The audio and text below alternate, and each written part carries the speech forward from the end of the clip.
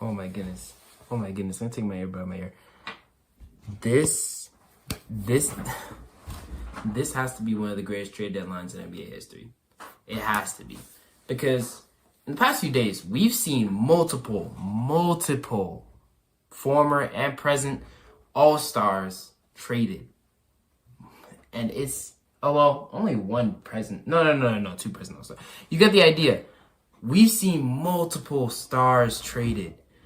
Even today, Chris Middleton, Jimmy Butler, and Brandon Ingram all in the same day. And Andrew Wiggins, I guess, who's an all-star. But oh my goodness. Brandon and okay. Let me regain my thoughts. Brandon Ingram is on the Toronto Raptors. That's what I'm here to talk about. The Jimmy Butler trade happened. The Chris Middleton trade happened. I'll get videos out on those because I think it's worth talking about every trade that happened this deadline. Brandon Ingram is on the Toronto Raptors. And it's funny. Everybody's making videos. Jimmy Butler to the Warriors. Jimmy Butler to the Warriors. Brandon Ingram is a Toronto Raptor. Are we? Come on. Brandon Ingram is... Okay. Let's get into this. Because right off the bat, I'm already loving this trade for the Raptors. From this, immediately I didn't really see the vision with the Brandon Ingram trade because it didn't really make sense. I thought the Raptors were fine the way they were. Of course, I didn't really want Bruce Brown or Kelly Olynyk on the team, but it was kind of just like, oh, you're here, whatever, I don't really care at this point. Just ride it out for the rest of the season. You guys can go somewhere else in free agency. For all I care, I don't, whatever. And we'll do what we can in the draft. Wait till next year, you know what I'm saying? And the Raptors started winning games, and it was good. It was fine. It was nice. It was like, hey, it's good to see these guys, actually, the young guys learning how to get better in the NBA. It's not the same thing with the Blazers. It's like around this time is when a lot of those worst teams start to get a spark and start to win a few games, start to get a nice run going. And that's what we saw with the Raptors, and they had a few good wins against good teams. It was pretty nice to see. And then not really out of nowhere, because this one was talked about. The Luka trade sparked the entire trade season in the past 4 days, and it's been insane. We've seen Jimmy Butler on a different team, Chris Middleton on a different team, De'Aaron Fox on a different team, Zach LaVine on a different team. Everybody's going everywhere. And here on this Wednesday night, I see a report. Hawks and Raptors are neck and neck for finalizing a trade for Brandon Ingram. And I'm like, okay, Raptors might get Brandon Ingram. I low-key was thinking he might go to the Hawks, and that's fine. I'm happy if he goes to the Hawks. But, hey, if the Raptors get him, I'm not complaining. The Raptors. Oh, and I love the trade, too. I love this trade. I love this trade. I've been preaching we don't really want Bruce Brown and Kelly Olynyk because everybody else on the team I'm happy with, as I said. But these two guys, it's not exactly that they're bad, but they just don't fit. They just don't exactly fit the timeline. Kelly Olynyk is Canadian. And when they traded for him back last year, I was like, it doesn't really make much sense. Why are we making this trade? We got Ochai in that trade, who's been great. Ochai Agbaji, definitely a great role player. He's staying on the Raptors. I hope he stays here. I hope he continues to get better here and does his thing. Kelly Olynyk was just kind of there, though, and then he was injured for a good few months, and then when he came back, he was just kind of like, okay, he's there. He's there. All right, whatever. Then trade Bruce Brown and Kelly Olynyk, man. Bruce Brown's another guy where I was also like, he's just kind of here. This is my immediate reaction to the trade, by the way. This just happened 5-10 minutes ago, so if my thoughts are a little scrambled, my bad. But my goodness, Brandon Ingram, Bruce Brown, and Kelly Olynyk, and 1 first-round pick. That's all we had to pay. People really undersold Brandon Ingram because Brandon Ingram is still an all-star caliber player at his best. And, of course, we haven't seen that all-star in a few years, but a lot of that's due to injuries and other reasons. He's been good. He's been very, very good. Okay, not very, very good. But you get the idea. It's Brandon Ingram, guys. He was the second pick. He's only 27. He's not old. He's not exactly young, but he's just a nice, slightly below, because I kind of saw a similar thing with RJ Barrett. RJ Barrett, of course, isn't downplayed as much as Brandon Ingram is, he's not as good as Brandon Ingram is. Definitely downplayed more than Brandon Ingram is. But RJ, he came to the Raptors, his home country, and he started dropping 30. And he was going crazy. He had a good few months. And RJ's been amazing. And I've loved to see his little career resurgence as he came to the Raptors and just started hooping. And as much as I love RJ and what he's been doing for the Raptors, he has had some not the best moments as well. Like, he's not the greatest player. He's great. Love to have him here. He's amazing. I don't want he's one of the guys who I think is 100%, almost 100% safe on the Raptors, at least for now, because just the culture. He's like a DeMar DeRozan. We'd only trade him if we immediately get a championship afterwards. But well, not to the extent of DeMar DeRozan, obviously, but you get the idea. And he's still only 24, 23, 24. You get the idea. But still, RJ isn't the peak of what we could get. We got Brandon Ingram now. And the Raptors are doing great. They're building around Scottie. And of course, you might be wondering, how is this line going to go? RJ could run the two. RJ's 6'4", 6'5". He could run the two.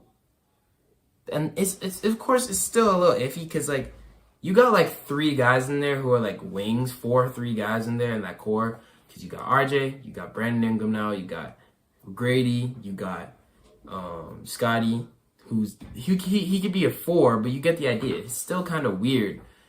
And somebody's going to be left out. Somebody's going to be coming out the bench because we also have Quickly there. And we're not going to run any of those 5 guys at the center position. We're going to have to put somebody out the bench. And I'm guessing the guy off the bench is going to be RJ or Grady. I think Grady would fit better in the starting lineup, and RJ would be really nice off the bench spark plug. And the fact that RJ, the guy who's been dropping 30 for us, is coming as an off the bench spark plug is insane. I love it, man. I love this trade. And looking at just the Raptors construction, because Bruce Brown was one of those plug and play guys. Kelly Olynyk, one of those plug and play guys. Those guys who just took minutes, were able to play, of course, just be there, just veterans, basketball players. And now we can give the minutes that they had to other guys in the rotation who I'd rather have get more minutes. So let's just say, off the top of my head, the Raptors now are running because right before this there was news. Sorry, as I said, all over the place. Right before this, there was news that Kyle Anderson was coming to Toronto. Did that happen? No, but I'm not complaining because we got Brandon Ingram. He might have been a part of the deal to get Brandon Ingram. And maybe if they traded for Kyle Anderson, they never would have gotten Brandon Ingram. We don't need Kyle Anderson anyways. He's another one of those guys who just a basketball. He doesn't really provide value. He's just there. And there's some guys in the NBA who are weird like that. They're good at certain things, but not amazing. Bruce Brown, I think, is above that tier where he can be a quality role player for a championship team, as we've seen. Kelly Olynyk and Kyle Anderson are both guys who, they can do some things. Maybe they can shoot a little bit. They can be in the post a little bit. They can do their thing sometimes, but they're not exactly ideal for your role players at all on a rebuilding team or on a championship team. Maybe for mentorship, but that's about it. Now, though, we got all those guys out there. Raptors are having... If I had to just draft out the lineup, when healthy, because of course there's a lot of injuries right now, but when healthy, we got Quickly, Grady, Ingram, Scottie, Jakob, and then off the bench, Shed, Davion Mitchell, he'll fit into there somehow, Ochai, RJ, and Mogbo, or some sort of something of that sort. And of course, it's a very small ball lineup, and that's why I still think the Raptors need that big man to fill in. So now that we have Brandon Ingram, I would not be against... Of course, I don't want to trade RJ. If there was anybody that was going to go, it would probably have to be Davion Mitchell for like a solid, like just I think a Masai could work wonders just for a solid big. And man, it's just the Raptors now just in my brain. It's just looking so beautiful. Even if the Raptors decided we want to win with Scottie while he's doing good, and that we just traded Davion and whatever lottery pick we got for like a really good fill-in center, like even a Nicholas Claxton. Like, I would not be against that. Of course, the shooting on the Raptors is still not exactly where you want it to be, but you got guys who are developing who could be that good. I completely forgot about Jacoby Walter, by the way. Jacoby Walter is a really good rookie for the Raptors, and I really like him. He was one of my favorite draft prospects coming out of this class, so I'm excited to see how he does in the new minutes that he gets. And, of course, with injuries being an issue as well, Brandon Ingram, this team is deep. Not exactly deep like and good, just deep where they have guys who can fill in. And they already were deep in that way before, but now, of course, you might think we lost a bit of depth, but I think we gained it, because to be honest, I just really didn't want those two on the team. So that's the Raptors perspective. If you want me to talk about the Pelicans, traded Brandon Ingram, got him out of there. They got a first-round pick back, but it's the Pacers 2026 first-round pick as far as I know, which isn't amazing, but it's not horrible. Like, it could be worse. So, yeah, you got Pacers 2026 first-round pick. You got Kelly and Bruce Brown, and now the direction is weird where the past few trades they've been doing, it looks like they're kind of shifting over to just rebuild. And it's weird because they still have Zion on the team, and Zion is going to get older. He's still young now, but he's going to get older. And that rebuild is going to look a little questionable. And I mean, maybe Zion gets traded tomorrow for all we know. But it's just a little weird.